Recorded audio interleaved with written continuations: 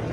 All right, hi, I'm Becky Linton from SPHEREA, and what we've got here today is a system showing inline live camera anomaly detection. The first thing I want to point out is we actually have two different computers.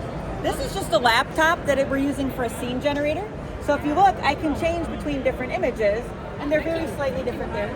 But what's showing in here on the monitor, and if you scroll in a little bit to the right, you will see our camera. So this is a SPHEREA camera. This is raw bytes essentially coming over to our PXI, which is our second computer.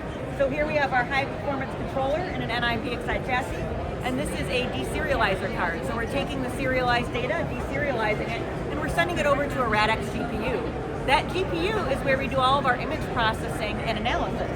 If we look over here, I'm going to actually train this as the good image. So if I pick this, I can say how many images I'd like to train with. And stereotypically, AI model training can take a long time and I have to annotate it, but this is just saying what I'm looking at right now is good. So if I set this as a baseline, it knows that that's good, everything's passing.